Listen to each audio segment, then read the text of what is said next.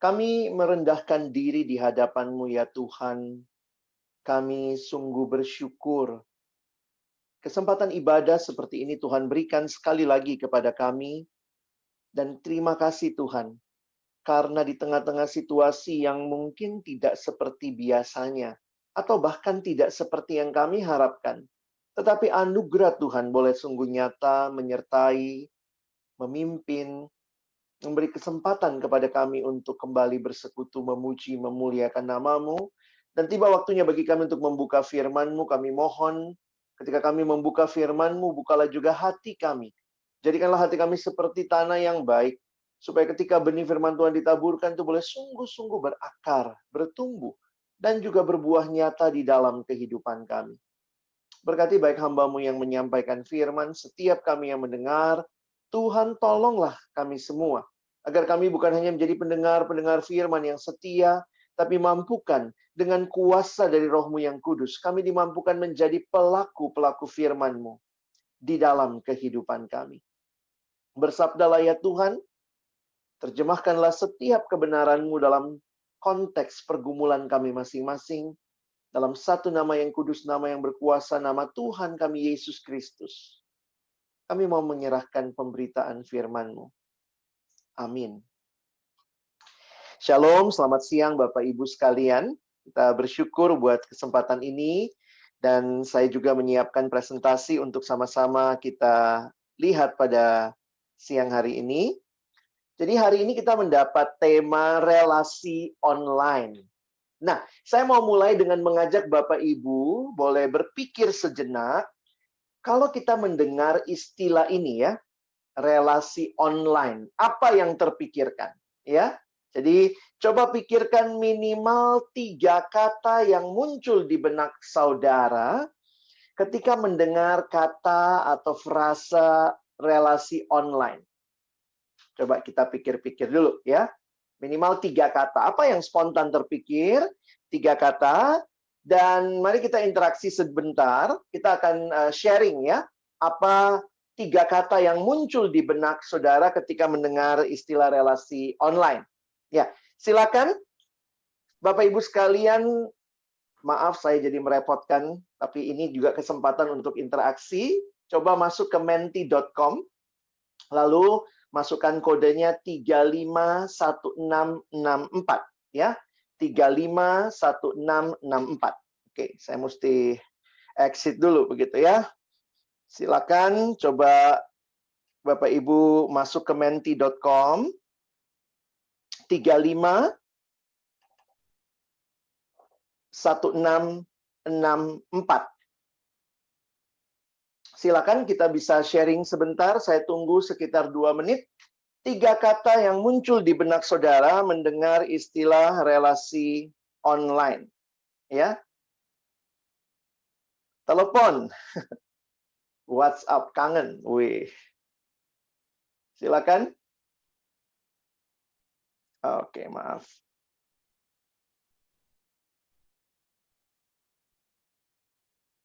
Semoga bisa segera kebuka lagi ya.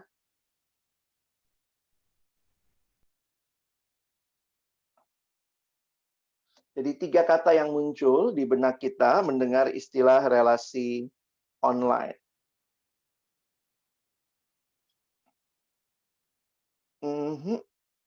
Sebentar ya.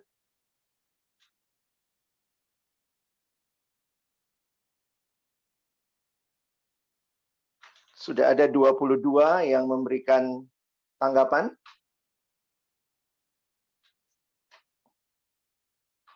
Silakan Bapak Ibu bisa lihat sama-sama. Zoom, gadget, hubungan.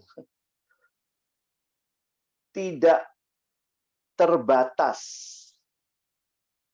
Kangen, virtual, teman, multi-level marketing. Wah ini Bapak Ibu jualan ini ya. Less physical. Tergantung pada jaringan. Wow.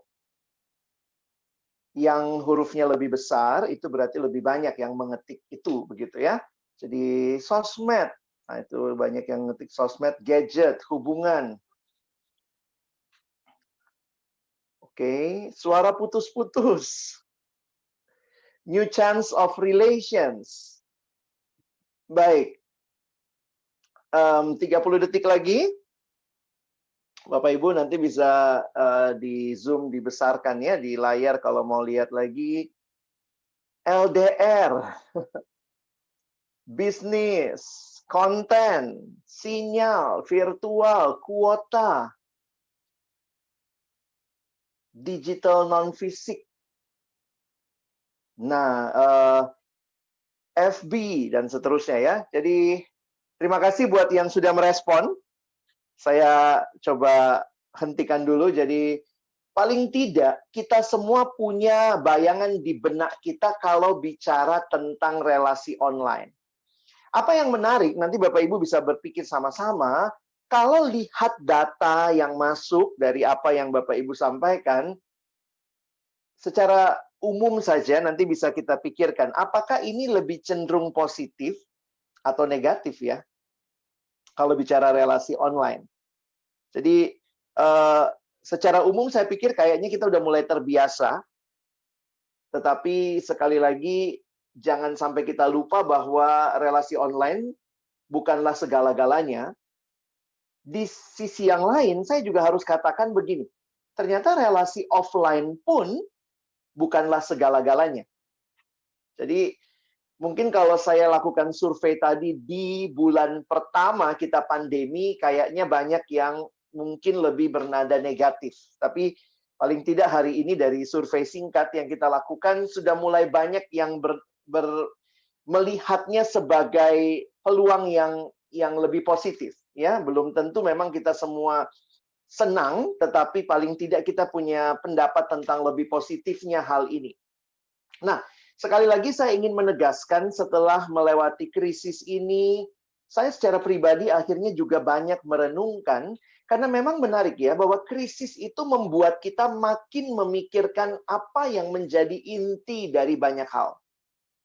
Ya, krisis itu biasanya ya seperti banyak hal yang terjadi dalam kehidupan, krisis itu memurnikan, membuat kita jadi melihat lebih dalam dari apa yang sebenarnya sudah kita nikmati atau bahkan kita take it for granted selama ini. Ya.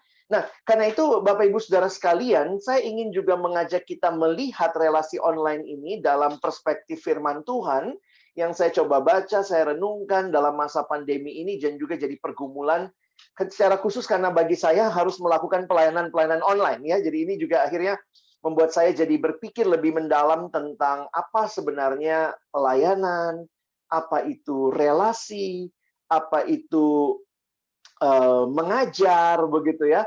Karena juga saya mengajar di sekolah teologi ya begitu. Saya jadi berpikir apa artinya di dalam keluarga gitu ya, yang sekarang malah ketemu terus begitu di rumah. Kalau dulu mungkin karena kesibukan di luar rumah, keluarga yang di dalam rumah malah kita jarang temui, pulang sama-sama sudah capek, semua sudah langsung melakukan aktivitasnya dan mungkin tidur, besok hari sudah harus pagi-pagi berangkat melakukan lagi aktivitas yang sama. Nah, apa yang saya ingin sampaikan, ini adalah perenungan saya berkaitan dengan tema ini. Ketika memikirkan tentang relasi online, akhirnya saya menyadari bahwa manusia yang diciptakan Tuhan adalah manusia yang memang relasional. Kita adalah makhluk relasional. Jadi di dalam Kejadian 2 ayat 18, kalau Bapak Ibu perhatikan, Tuhan Allah berfirman, tidak baik kalau manusia itu seorang diri saja, aku akan menjadikan penolong baginya yang sepadan dengan dia. Apa yang menarik dari ayat ini, kalau kita perhatikan konteksnya, ketika Allah menciptakan semuanya dan dia mengatakan baik, baik, baik, lalu ini pertama kali di Alkitab kita muncul kata tidak baik. Kejadian 2 ayat 18. Tidak baik kalau manusia itu seorang diri saja. Banyak yang menggunakan ayat ini berkaitan dengan pacaran, berumah tangga, begitu ya. Tapi waktu saya menghayati sebenarnya ini bicara kemanusiaan kita secara sangat mendasar. Maksudnya bahwa manusia makhluk sosial itu bukan teori sosiologi belaka. Tetapi firman Tuhan mau menyatakan sejak awal desainnya Allah menciptakan kita, kita bukanlah makhluk yang diciptakan tanpa relasi, tetapi kita adalah makhluk yang diciptakan di dalam relasi. Tentunya, Relasi yang pertama dan terutama adalah relasi dengan Allah. Tetapi juga yang kedua adalah relasi dengan sesama. Nah, menarik untuk memperhatikan kalau kita lihat di dalam kesimpulan yang Tuhan Yesus berikan ketika ditanya, hukum manakah yang terutama? Yesus menjawabnya di dalam Matius 22, kasihilah Tuhan Allahmu, jadi ini relasi dengan Allah, dan kasihilah sesamamu manusia. Jadi secara mendasar, kita adalah makhluk relasional, mau sedang online, mau sedang offline, mau sedang di kantor, di luar kantor, di keluarga, dimanapun, kita ini adalah makhluk yang relasional. Itu hakikat diri kita. Dan karena itu, kasih menjadi karakteristik dasar. Karena apa? Yang menarik bagi saya, kasih itu sifatnya relasional, saudara. Jadi kita nggak bisa bicara kasih dalam kesendirian. Karena kasih selalu ada yang dikasihi dan ada yang mengasihi. Ada yang mengasihi dan ada yang dikasihi. Sehingga kalau kita melihat realita ini, saya setuju dengan kalimat yang dituliskan oleh John Stott ketika dia berkata, sebagaimana ikan dibuat untuk air, umat manusia dibuat untuk kasih. Untuk mengasihi Allah dan mengasihi sesama. Kasih yang kita miliki menjadi bukti bahwa kita adalah makhluk yang diciptakan di dalam relasi. Kita diciptakan dalam relasi satu dengan yang lain dan juga relasi dengan Allah, pencipta kita. Nah, kalau kita ambil tentang mengasihi sesama, kita pun menyadari bahwa ternyata manusia bukan makhluk individual. Kita mengenal istilah komunitas, atau istilah yang kita pakai sesama manusia. Dan saya mengutip lagi kalimat dari Eugene Peterson ketika dia mengatakan kita adalah sebuah komunitas. Kita tidak pernah hidup sendiri dan bagi diri sendiri. Kita dilahirkan di dalam komunitas, kita tinggal di dalam komunitas, kita meninggal di dalam komunitas. Jadi natur manusia bukanlah hidup menyendiri. Sehingga tema yang tadi dibacakan berkaitan dengan Galatia 6 ayat 2, bertolong-tolonganlah menanggung bebanmu, demikianlah kamu memenuhi hukum Kristus, itu sebuah hal yang real. Sebagai makhluk yang diciptakan di dalam gambar dan rupa Allah, Allah kita adalah Allah yang menyatakan diri dalam 3 pribadi, Bapa, Anak, Roh, dan itu juga menyatakan bahwa keberagaman itu menjadi bagian kehidupan kita, karena Allah menciptakan kita segambar dan serupa dengan Dia, maka Allah juga menciptakan kita sebagai makhluk yang relasional. Dan di dalamnya, Allah memberikan kasih sebagai satu ekspresi, menikmati dan berbagi relasi yang indah ini. Nah, jadi sekali lagi, kalau kita bicara secara teologi, sangat jelas manusia adalah makhluk yang relasional. Jadi ini bukan masalah sedang online atau offline, kita itu makhluk yang relasional secara hakiki, hakikat dasar kehidupan kita. Nah, memang jadi menarik ketika kita melihat dengan konteks pandemi sekarang, corona ini, yang awalnya ini cuma masalah kesehatan ya, saya bilang cuma dalam pengertian ya, emang ini masalah kesehatan. Tetapi akhirnya karena mendunia, kita melihat sekarang sudah menjadi masalah ekonomi. Bapak Ibu Saudara ada dalam bidang keuangan, ekonomi. Kita lagi nunggu-nunggu begitu ya. Laporannya bagaimana melihat perkembangan ekonomi bangsa kita ini. Beberapa negara sudah mengalami resesi, pertumbuhan yang sudah minus sekian. Nah, ini bukan hanya jadi masalah kesehatan, sudah jadi masalah ekonomi, masalah pendidikan, anak harus belajar dari rumah, rebutan laptop sama papa mamanya, begitu ya. Belum lagi ini jadi masalah sosial, karena banyak orang kehilangan pekerjaan, timbul masalah sosial. Ini juga masalah religi, masalah keagamaan, karena akhirnya juga keagamaan terjadi di mana orang harus ibadah dari rumah, begitu ya. Ibadah mengikuti protokol. Jadi sebenarnya ini jadi krisis yang seharusnya kita bisa sikapi dengan baik. Kalau kita sekarang sudah masuk ke new normal ini, itu menunjukkan bahwa virusnya masih ada, vaksin dalam penelitian pengembangan, Dan kita harus hidup melakukan aktivitas kita dengan hidup berdampingan dengan si virus ini, kira-kira begitu ya. Nah, sekarang bagaimana hal ini mempengaruhi relasi-relasi kita? Sudah pasti ada pengaruhnya. Buktinya tadi dalam berbagai bidang aja ada pengaruhnya. Tidak mungkin secara relasi kita tidak ada pengaruhnya. Tapi saya kemudian belajar untuk melihat dalam situasi ini banyak orang yang mati gaya, saudara ya. Awal-awal bulan pertama itu wah banyak gereja mati gaya, nggak tahu mesti ngapain. Banyak sekolah juga yang mati gaya, bingung bagaimana menyusun kurikulum pembelajaran. Banyak orang tua mati gaya sama anak begitu ya. Karena harus mengajari, bayar uang sekolah tetap jalan tapi mesti ngajar anak. Bahkan dalam pekerjaan juga kita cari dinamikanya begitu ya. Tapi yang menarik adalah ketika menghayati ini, saya jadi merefleksikan. Karena di bulan pertama itu saya juga dalam pelayanan harus berpikir keras. Bagaimana melakukan pelayanan di tengah situasi ini? Saya melayani banyak di siswa mahasiswa, dan itu realitanya lebih menarik, saudara, karena sudah dipastikan sekolah, khususnya di Jakarta dan sekitarnya, dan kampus, sampai akhir tahun akan belajar jarak jauh. Jadi itu akhirnya buat kami juga berpikir mendalam apa yang harus dilakukan begitu ya, dan kemudian mencoba melihat jangan-jangan hal-hal yang sangat indah yang terjadi sebelumnya, termasuk salah satunya relasi, ini akan menjadi hal yang mengalami krisis begitu ya. Nah, di tengah situasi seperti itu saya bersyukur, saudara, karena melihat bahwa firman Tuhan memang menghibur. Firman Tuhan memberikan petunjuk ya. Saya menghayati banget itu. Firman-Mu pelita bagi kakiku, terang bagi jalanku. Waktu saya nggak tahu, gelap banget ini ya. Nggak tahu what next ya. Waktu kita berbicara di minggu-minggu pertama pandemi ini. Lalu saya bersyukur sebagai hamba Tuhan, Tuhan ingatkan ya, yang diingatkan firman Tuhan ya. Ada beberapa ayat yang muncul di benak saya berkaitan dengan relasi. Karena kalau pelayanan kan relasional sekali, saudara ya. Kalau mungkin bidang keuangan ada yang bilang ya nggak apa-apa, ekspor tetap jalan, impor tetap jalan, itu bicara barang begitu ya. Tapi kan pelaku-pelakunya adalah orang-orang yang membutuhkan relasi. Nah, kemudian firman Tuhan ini dalam Filipi pasal 1 ayat 3-6, saya coba bacakan buat kita ya.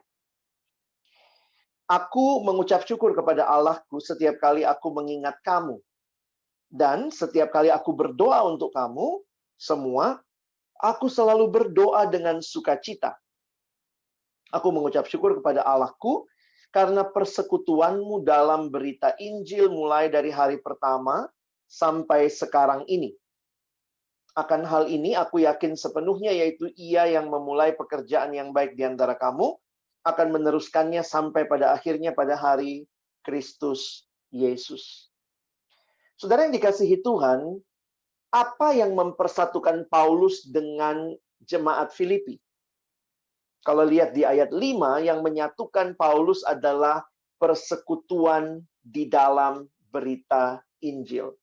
Saya jadi makin menghayati bahwa persekutuan yang sejati karena pekerjaan Tuhan yang menyelamatkan kita, mempersatukan kita, itu jauh lebih daripada sekadar kita sedang online atau offline.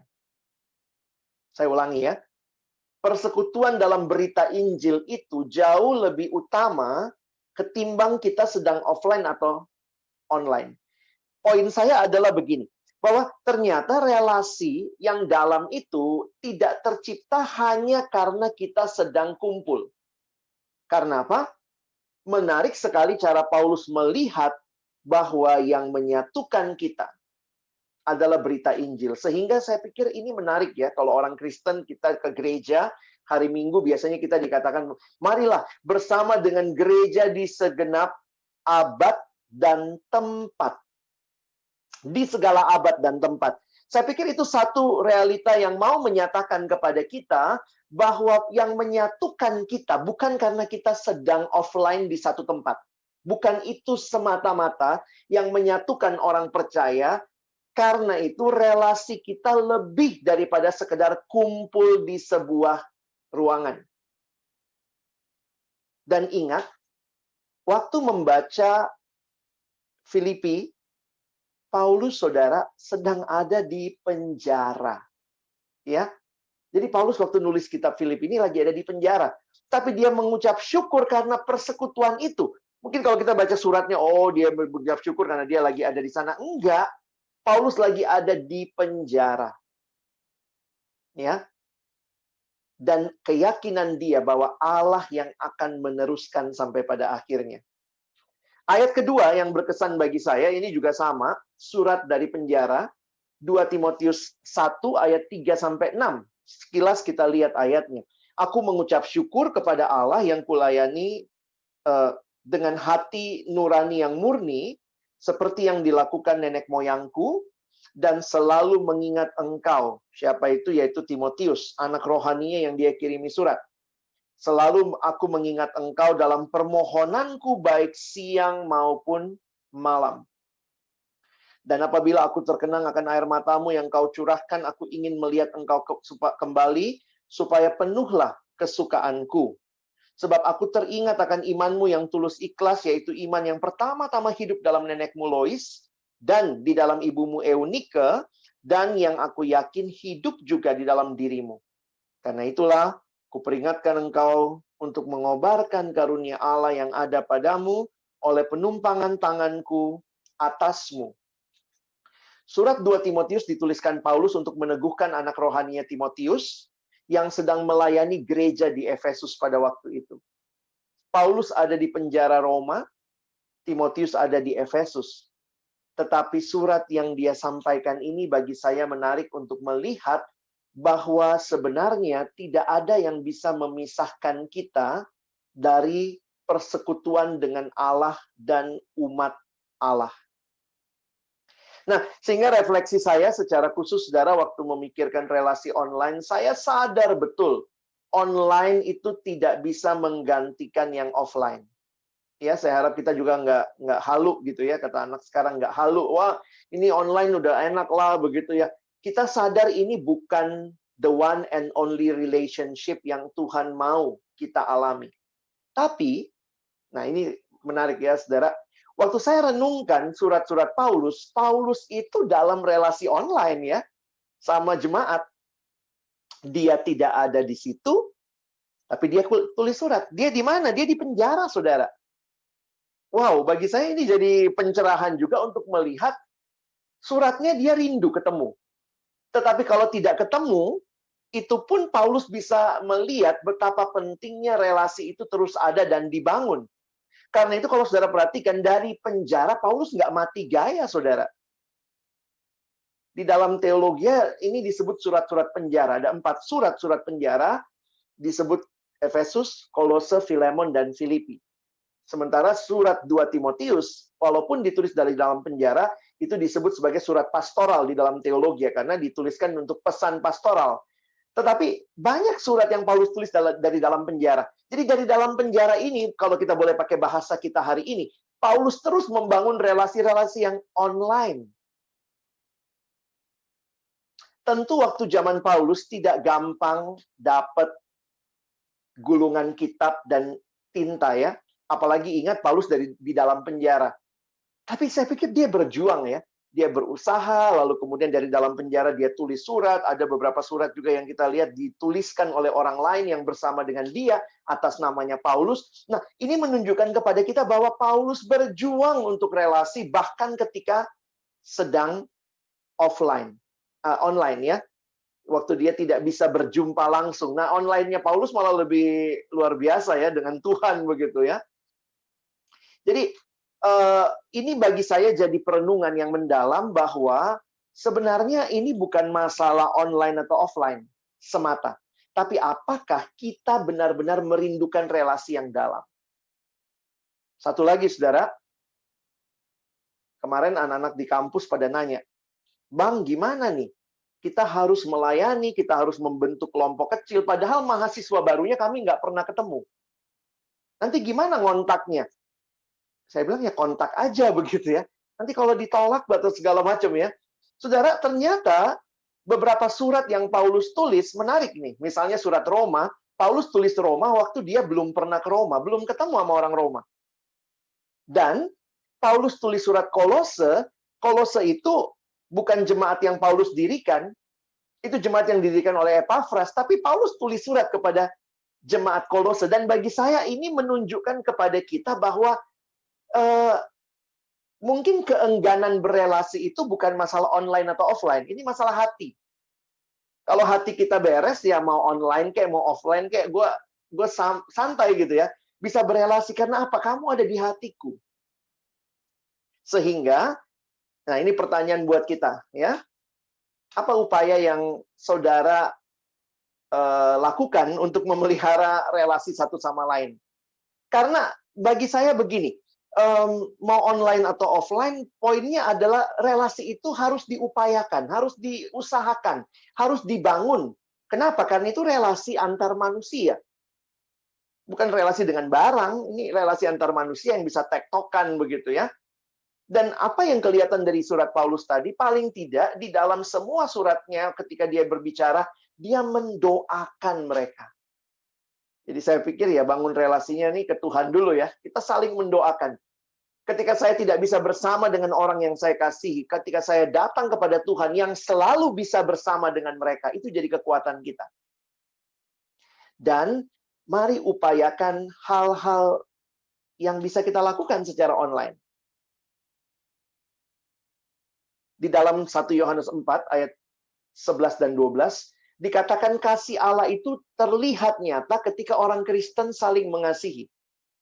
Nah, kasih Allah itu kasih yang seperti apa? Kalau kasih Allah yang seperti itu harusnya terlihat dalam realita relasi kita. Nah, ini saya menuliskan kasih Allah itu kasih yang aktif.